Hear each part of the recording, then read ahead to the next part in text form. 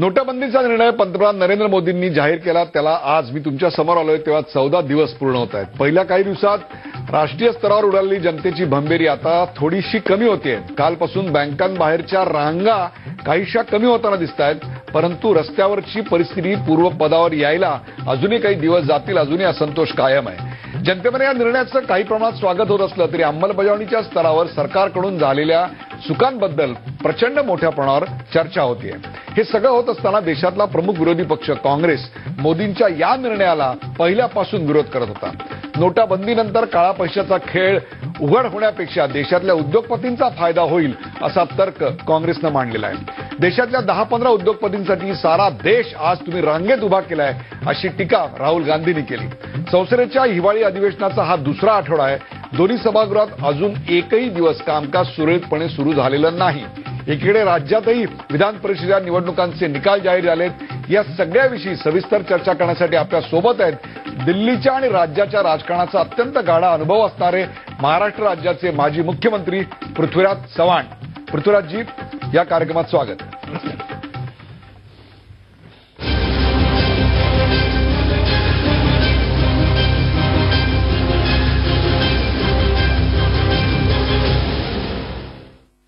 पृथ्वीराजजी, पुन्हा एकदा तुमचं या कार्यक्रमात स्वागत. आज संसदेत 5वा दिवस आहे. संसद चालू नाहीये. ज्या कारणाकरता संसद बनवली गेली ती म्हणजे विरोधकांनी चर्चा करावी. काँग्रेस जेव्हा सत्तेवर होतं तेव्हा भारतीय जनता पक्ष चर्चा करत नव्हता म्हणून काँग्रेस टीका करत होतं. आज संसदेत चर्चा केली पाहिजे असं अरुण जेटली म्हणतात. परंतु काँग्रेस चर्चेला तयार नाहीये असं चित्र समोर येतंय का? नोटबंदीवर तुम्ही चर्चा का करत नाही? मला वाटतं चर्चा करायची का नाही करायची किंवा कशा प्रकारचा गतिरोध निर्माण करायचा ही तिथल्या काँग्रेस पक्षाचे आणि विरोधी पक्षाचे सर्व नेते मंडळी ठरवतील. तो एक स्ट्रॅटेजीचा भाग आहे. पण मला वाटतं की आपण या मूलभूत निर्णयाबद्दल आपण जरा थोडी चर्चा केली पाहिजे की हे कशा करता केलं, काय केलं. काळ्या पैशाच्या विरुद्ध मोहीम आखण्याला कुणाचाच विरोध नाही. उलट त्याबद्दल स्वागतच केलं पाहिजे. मी स्वतः जाहीरपणे मोदींचं अभिनंदन करतो की त्यांनी जरी निर्णय अंमलबजावणीमध्ये खूप घोटाळा झाला असला, चुकीचं झालं असलं तरी पण त्यांची मानसिकता आहे काळ्या पैशाच्या विरुद्ध लढाई करायची. पण ती प्रामाणिकता किती आहे का नाही हे आपल्याला तपासलं पाहिजे. आणि त्याबद्दल आमच्या मनात शंका निर्माण झालेली आहे. आणि ती शंका प्रामाणिकतेबद्दल तुमच्या मनात शंका असायचं कारण? अगदी त्याला अनेक कारण आहेत की पहिल्यांदा आपण काळ्या अर्थव्यवस्थेची पार्श्वभूमी पाहूया. काळी अर्थव्यवस्था आणि काळ्या नोटा, काळा पैसा यामध्ये थोडासा फरक केला. फरक आहे. एकूण काळ्या अर्थव्यवस्थेतली जी कर न दिलेली संपत्ती असते त्याला आपण काळी संपत्ती म्हणतो. ती कशात ठेवली जाते तर पहिल्यांदा परदेशी अकाउंट्समध्ये ठेवली जाते. मोदींनी त्याबद्दल किती गाजावाजा केला होता हे आपण ऐकलं. दुसऱ्यांदा ते रिअल एस्टेटमध्ये म्हणजे इमारती आणि जमिनीमध्ये बेनामी नावानं वगैरे ठेवली जाते. तिसरी सोनं, हिरे, जवाहर ह्यामध्ये ठेवली जाते. तिसरी बोगस बेनामी कंपन्यांचे शेअर घेऊन घेतली जाते. फक्त 6% काळी संपत्ती ही नोटांच्या रूपाने ठेवली जातात. याचं कारण काय? तो नोटा ह्या लिक्विड आहेत. लगेच आपल्याला लागलं की आपल्याला पैसे देता येतात, घेता येतात. काही मोठ्या व्यापाऱ्यांना काही कारणाकरता आपल्याला माहिती आहे काय कारण असतात. त्याला तात्काळ हातामध्ये संपत्ती लागते. एखादी इमारत विकता येत नाही, किंवा जमीन विकता येत नाही किंवा परदेशातला पैसा लगेच आणता येते. म्हणजे ज्याला लिक्विडिटी म्हणतात ती रोख नोटांच्या मध्ये असते. पण लिक्विडिटी जरी असली तरी रोख नोटांच्यावर व्याज मिळत नाही, उत्पन्न होत नाही, डेड असतं. उलट त्याची किंमत कमी कमी होत जाते. म्हणून फक्त 6% पैसे, 5 ते 6% पैसे हे नोटांच्या स्वरूपात आहेत. म्हणजे एकूण काळ्या अर्थव्यवस्थेचा, ब्लॅक इकॉनॉमीचा 6% भाग हा नोटामध्ये आहे. हे पहिल्यांदा आपण मान्य केलं पाहिजे. आता 2 वेळेला निश्चलनीकरण किंवा डिमॉनिटायझेशन मागे इंग्रजांच्या काळात झालं 46 आणि 78, 46 साली 78 साली. म्हणजे 32 वर्षानंतर आणि आता 38 वर्षानंतर केले. हा काही रोज रोज करायचा खेळ नसतो. आपण आपल्या देशाच्या चलनाबद्दलच विश्वास ठेवू नका असं लोकांना सांगतोय, परदेशात सांगतोय. म्हणून रोज रोज घ्यायचं नसतं. हे अतिशय महत्वाचं हत्यार असतं. मागच्या दोन्ही निश्चलीकरणाचा काही उपयोग झाला नाही असं आपल्यासमोर आलेलं आहे. कारण 75% नोटा या रिझर्व्ह बँकेत परत येतात. अर्थात 46 साली कुठलं सरकार असेल किंवा 78 साली आमचं सरकार होतं, कधीही रिझर्व्ह बँकेने अधिकृत आकडे दिलेले नाहीत. आता मोदी सरकार ते अधिकृत आकडे दिल्याची मला खात्री आहे. पण जर 75% काळे पैसे जर परत आले बँकेमध्ये म्हणजे तो काळा राहिला नाही, त्या निश्चलीकरण नाहीये. याबद्दल चिदंबरम फार चांगल्या पद्धतीने बोललेत की पण त्या एक्सचेंज नोटा करणं आणि डिमॉनिटायझेशन फरक घेतला पाहिजे. पण तुमच्याकडून बाजू मांडला राज्यसभेमध्ये किंवा इतरत्रही आम्हाला आनंद शर्मा दिसतात किंवा इतर कोणी दिसतात, गुलाम नबी आझाद बोलतात, परंतु ज्यांचा या विषयाचा अत्यंत गाढा अभ्यास आहे असे चिदंबरमाला बोलताना दिसत नाहीत. ते प्रेस समोर गेले आहेत, त्यांनी वक्तव्य केले, ते योग्य वेळी बोलतील. मला वाटतं ते जेटलीनं उत्तर देतील किंवा प्रश्न विचारतील. उत्तर देण्यापेक्षा पंतप्रधानांना प्रश्न विचारतील. म्हणून मला पहिला मुद्दा हा मांडायचा आहे की आता आपण जे हल्लाबोल केलेला आहे काळ्या, हा फक्त 7-8% आहे, 1.5% आहे. प्लीज हे लक्षात घ्या. आपण महाराष्ट्राच्या जनतेला कळू द्या की 1.5% अर्थव्यवस्थेला आपण अटॅक केलेला आहे. कारण 6% चलनी नोटामध्ये जे काळा पैसा आहे त्यातला 75% जातोय ना, रोज बँकेत जातोय. म्हणजे आपला रोग थोडक्यात असा आहे की 1.5% साठी संपूर्ण देशाला रांगेत तुम्ही उभं का केलं. मुद्दा नंबर 1. मुद्दा नंबर 2, जी बेनामी संपत्ती विविध स्वरूपामध्ये दडवलेली आहे, मग ती सोन्यामध्ये असेल किंवा फ्लॅटमध्ये असेल किंवा जमिनीमध्ये असेल किंवा परदेशात असेल, याच्याविषयी हे सरकार काहीच करत नाहीये. आणि दुसरं काय झालं की सर्वात महत्वाचा मुद्दा काळ्या पैशाचा जो असतो तो स्टॉक आणि फ्लो, म्हणजे साठा किती काळ्या पैशाचा आहे तो अंदाज बांधलेला आहे. आणि दररोज नवीन काळा पैसा किती निर्माण होतोय. नवीन जो काळा पैसा निर्माण होतोय त्यामध्ये तुम्ही काही एक हात केसभर तरी हात लावलाय का. उलट आता जे लोकांच्याकडे काळे पैसे होते, नाही तसं नाही, सोन्यात बदलले, काही रिअल इस्टेटमध्ये बदलले, त्यामध्ये कमिशन किती घेतले जाते. नोटा बदलण्याकरता मला ऐकायला आलं की 30% कमिशन घेतले जाते. ही काळी इकॉनॉमी आपण व्यवस्था करतोय आणि त्यामुळे तुम्ही फ्लो कमी करण्याकरता अजिबात काही केलं नाही. दुसरं मोदींचं एक महत्वाचं एक उद्देश होता, एक चांगली गोष्ट आहे की आपण कॅशलेस इकॉनॉमी करायची. आज जगात कुठेही कॅशलेस इकॉनॉमी नाहीये. आज भारतामध्ये जवळजवळ 70-80 कोटी बँक अकाउंट याचं म्हटलेलं आहे, काही झिरो अकाउंट आहेत. 20 कोटी लोकांच्याकडे स्मार्टफोन आहेत आणि 5 कोटी लोकांच्याकडे आज मोबाईल वॉलेट किंवा मोबाईल फोननी पैसे देण्याची व्यवस्था, इंटरनेटनी पैसे देण्याची व्यवस्था आहे. मला सांगा, आज देशातल्या 50% लोकांना चेक लिहिता येतो का. म्हणजे किती जरी आपण म्हटलं साक्षरता म्हटली तरी आज माझ्यासारखा माणूस सुद्धा आकडे आणि शब्दामध्ये कितीदा घोळ करतो आपल्याला माहिती आहे. आज साक्षरतेची परिस्थिती काय आहे. डिजिटल इकॉनॉमी म्हणतोय, आज प्रत्येक खेड्यामध्ये फायबर ऑप्टिक्स डिजिटल कनेक्टिव्हिटी झाली आहे का. ती झालेली नाही. आज माझ्या जिल्ह्यामध्ये 7-12चा उतारा देण्याकरता आपण तलाट्यांना संगणक घ्यायला लावले वगैरे, पण तलाटे देऊ शकत नाहीत कारण कनेक्टिव्हिटी नाही आहे. त्यामुळे मला वाटतं की पहिला याला लागणारं जे इन्फ्रास्ट्रक्चर आहे ते तयार नाही असं अजिबात नाही. आता आपण ह्या मूळ निर्णयाकडे येऊया पुन्हा.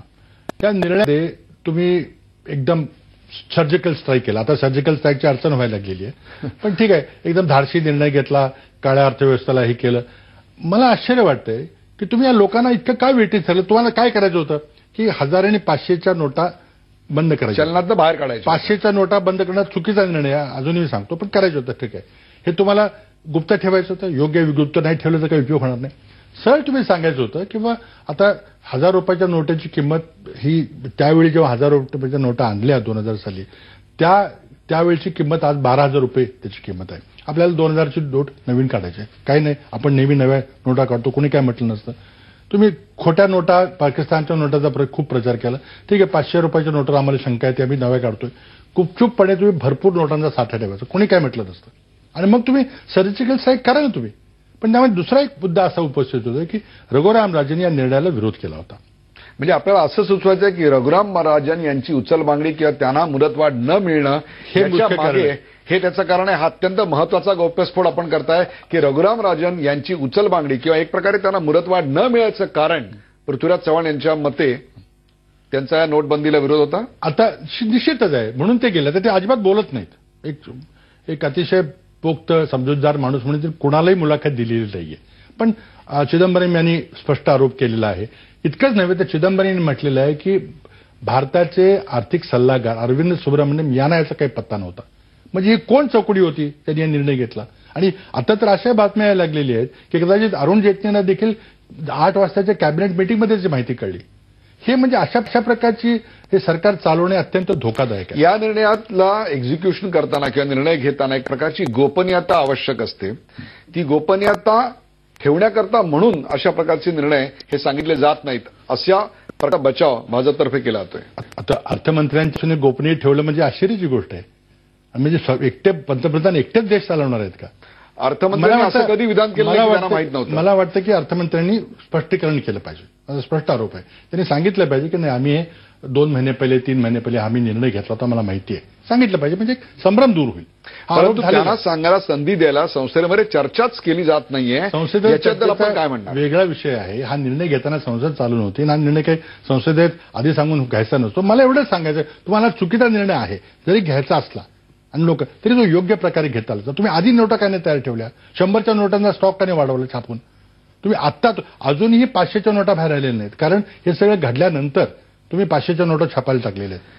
आणि सर्वात माझा मोठा आरोप आहे, जो महत्वाचा आरोपी करू इच्छितो, की ते हे सगळं नाटक जे केलेलं आहे ते भारतीय जनता पक्षाला येणाऱ्या निवडणुकीमध्ये काळा पैसा सहजपणे साठवता यावा याकरता 2000ची नोट आणि ती कमी आकाराची 1000 रुपयाच्या नोटेपेक्षा 15%चा एरिया कमी आहे.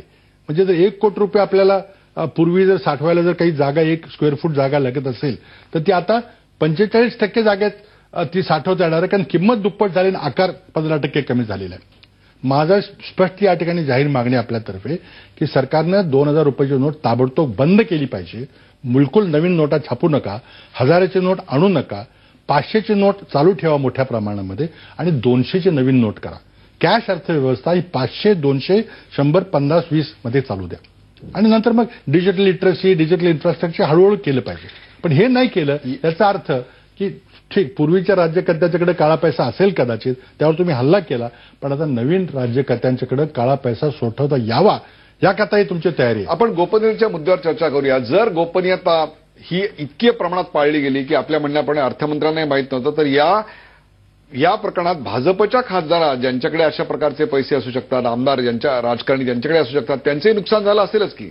मग ही बातमी लीक झाली होती असं काँग्रेस कसं म्हणू शकतं? मी सांगतो आपल्याला, रिझर्व्ह बँकेच्या बोर्डाची मीटिंग ही वेगवेगळ्या ठिकाणी होते. 27 तारखेला 26 तारखेला रिझर्व्ह बँकेच्या बोर्डाची मीटिंग कानपूरला झाली. 27 तारखेला दैनिक जागरण आपण उघडून पहा, आपण वाचलं असेल निश्चितपणे, सर्वांनी पाहिलेलं आहे. 27 तारखेच्या दैनिक जागरणमध्ये एका पत्रकारांनी त्या रिझर्व्ह बँकेच्या मीटिंगचा, बोर्ड मीटिंगचा हवाला देऊन सांगितलं की सरकार 1000 आणि 500च्या नोटा बंद करणार आहे आणि 2000ची नवी नोट आणणार आहे. ही बातमी आता याला कोणी इन्क्वायरी करणार आहे का? ही बातमी ही आत्ताची नाही, 27 तारखेच्या पेपरमध्ये छापलेली. या आधी देखील एका गुजराती पेपरचा हवाला देऊन अशा प्रकारच्या बातम्या केलेल्या होत्या. फुलची कदाचित बातमी असेल. परंतु अशा प्रकारची बातमी कुठलाही संपादक खरं तर फ्रंट पेजवर येईल, कारण निश्चलीकरण हे एखाद्या संपर्काच्या आयुष्यात एकदा किंवा दोनदा, फार तर एकदाच होऊ शकतं. त्यामुळे अशा प्रकारची बातमी ही आतल्या 4थ्या पानावर छोटीशी चौकट टाकून येते, म्हणजे त्या सोर्सला सुद्धा त्याच्याबद्दलची पुरेशी हमी किंवा खात्री नव्हती. त्यामुळे ही बातमी आधी लीक झाली होती असं निष्कर्ष त्यातून कसा काढणार? पण इतक्या करेक्ट जर निदान कोणी केलं असेल तो 5000 का नाही म्हटला? तो मग 500च्या कसं? 500 तर कोणाला स्वप्नातही नव्हतं की 500ची नोट रद्द होईल, पण त्याने कसं लिहिलं? त्याचबरोबर काही जणांनी नोटा दाखवल्या 6 तारखेला, हे पुरावे पुढे आलेले, फेसबुकवर ते आहे, तारीख त्यावर नोट आहे. बऱ्याच ठिकाणी लीक झाल्याची शक्यता आहे. खूप मोठ्या प्रमाणात पैसे बँकेत आधी जमा झाले. लीक झालं त्याबद्दल आपण जेपीसीची मागणी काँग्रेसने केली, त्याबद्दल काय सांगा? आमची मागणी आहे की लीक केली आहे त्याला जबाबदार लोकांना दोषी ठरलं पाहिजे. हा निर्णय घेणाऱ्या लोकांची नावं जाहीर करा, कोणी घेतले ते. विरोधाची जी स्पेस आहे ती आता सध्या माध्यमातून किंवा इतरत्र शिवसेना काबीज करताना बघतेय.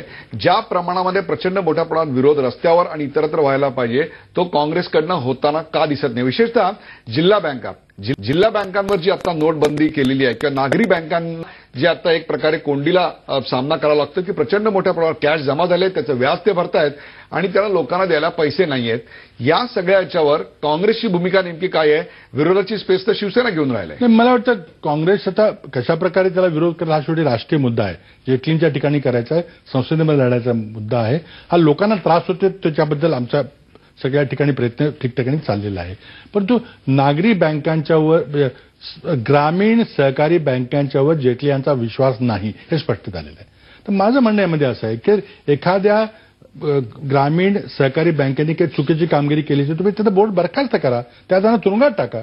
जसं आम्ही राज्य सहकारी बँकेवर कारवाई करून त्याचं बोर्ड बरखास्त केलं होतं, पण सगळ्या व्यवस्थेला तुम्ही फेकून देणार आहे का? आज काय दाखवता तुम्ही? ग्रामीण अर्थव्यवस्थेविरुद्ध पुकारलेला लढा आहे. सर्व ग्रामीण आपण उदाहरणं दिली. एटीएम, मायक्रो एटीएम ठाण्यात गेलं. अरे गडचिरोलीमध्ये कुठं किती बँकेच्या ब्रांच आहेत, त्यांना पैसे लागत नाहीत. आज कितीतरी टेलिव्हिजनवर मुलाखती येतात. शेतकऱ्यांचे रोजंदारीचे 250-300 रुपये देताना तो म्हणतो नाही सुट्टी घेऊन तर देतो मी. दिवसभर लोक रांगेत उभे राहिलेत. हा हल्ला आहे ग्रामीण अर्थव्यवस्थेवर. म्हणजे एक प्रकारे ही आर्थिक आणीबाणी लादली असल्याचे शरद पवार म्हणतात, त्याच्याशी काँग्रेस पूर्णपणे सहमत आहे. अगदी टोटली. परंतु विरोधक एका प्लॅटफॉर्मवर आहेत असं आम्हाला दिसत नाही. ममता बॅनर्जींच्या मोर्चामध्ये आम्हाला काँग्रेस आलेलं दिसत नाही आणि डावे त्या मोर्चात गेलेले दिसत नाहीत. शिवसेना तिकडे जाताना दिसते, परंतु सरकारमध्ये सहभागी होताना दिसते. या सगळ्या गोंधळाबद्दल काय? माझं स्पष्ट मत असं की देशाच्या अर्थव्यवस्थेबद्दल राजकीय एकमत पाहिजे. राष्ट्रीय सुरक्षा आणि देशाची अर्थव्यवस्था हे असे विषय आहेत की यामध्ये राजकारण करू नये. चूक झालेली आहे सरकारची, सरकारनं प्रांजळपणे ती कबूल केली पाहिजे आणि पूर्व तयारीमध्ये दिशेत 20 वेळेला निर्णय बदलताय. 2000 मिळतील, मग 4000 मिळतील, मग 4,500 मिळतील, मग पुन्हा 2000 मिळतील. तुमच्याकडे नोटा कमी आहेत हे मान्य करत नाही तुम्ही. आज नोटेचा आकार बदलायचं काही कारण नव्हतं, पण पैसे वाचवण्याकरता तुम्ही आकार बदलला. पण मला वाटतं की आज जे राजकीय कारणाकरता हे निश्चलीकरण केलेलं आहे ह्याचा आरोप आमचा आहे, तो अजून सरकारने उत्तर दिलेलं नाही. हे यूपी पंजाबच्या निवडणुकीमध्ये भारतीय जनता पक्षाकडे आज सत्ताधारी कोण आहेत? काळा पैसा कोणाकडे येणार आहे? आज सत्ताधारी पक्षाकडे येणार आहे. तुम्ही एकतरी काळा पैशाचा फ्लो कमी करण्याकरता काहीच केलेलं नाही. तुम्ही आता मोदीने एक विधान केलं की मला आता परदेशात जरी कुणी काळा पैसा जर जमा केला तर मला लगेच कळेल.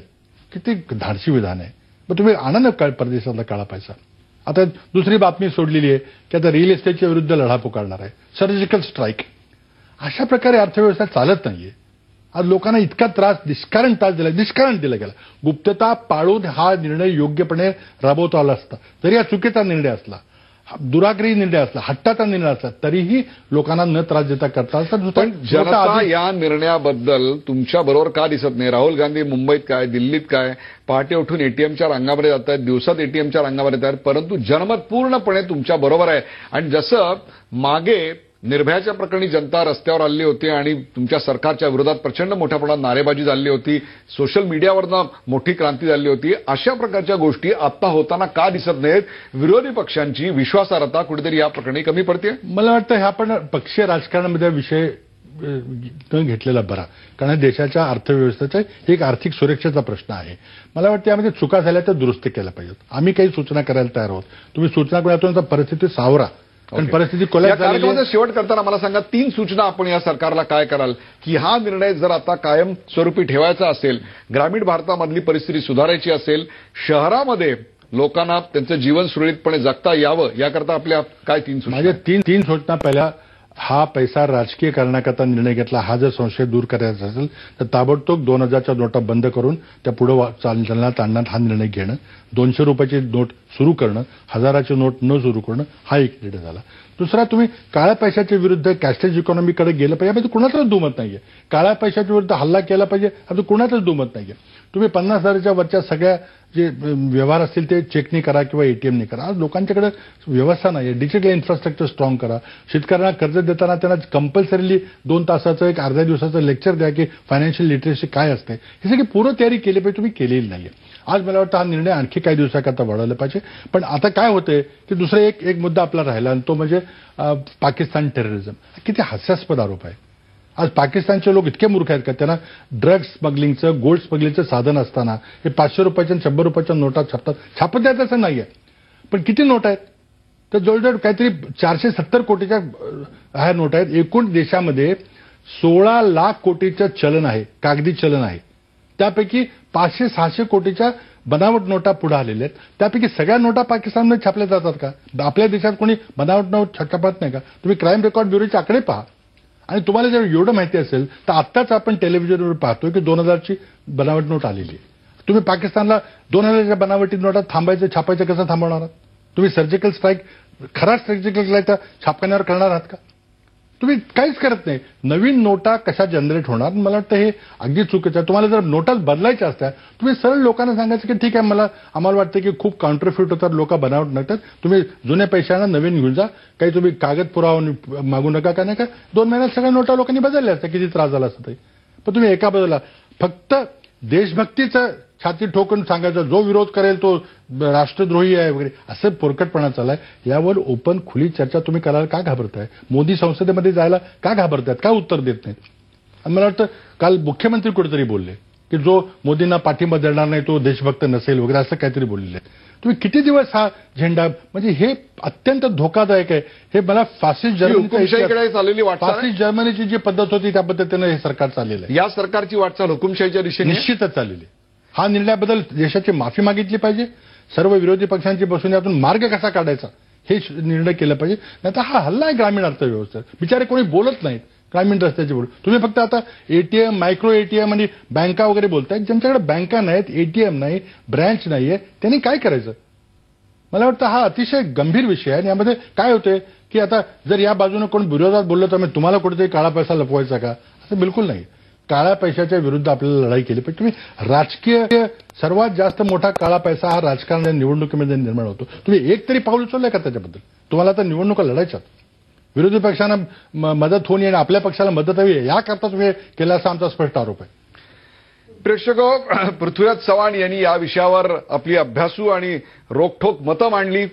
या प्रकरणावर सर्वांनी मिळून एकत्र बसून तोडगा काढला पाहिजे. परंतु आत्ताच्या सरकारची वाटचाल मात्र फॅसिस्ट आणि हुकुमशाहीच्याच मार्गाने चाललेली आहे. ग्रामीण अर्थव्यवस्था आज गाऱ्हाणं मांडते, परंतु त्यांचं ऐकायला कोण नाही. या देशामध्ये आर्थिक आणीबाणीची परिस्थिती इच्छा नसताना लादली गेली. हाच निर्णय पूर्णपणे तयारी करून अत्यंत व्यवस्थितरित्या करू शकला असता.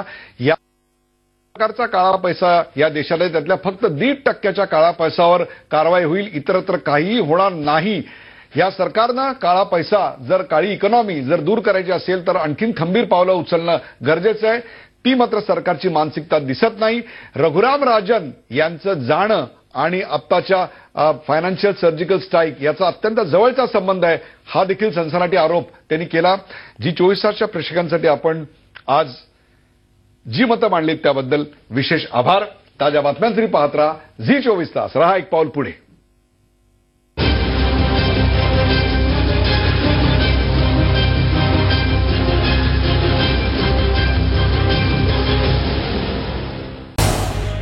झी 24 तास रहा एक पाऊल पुढे.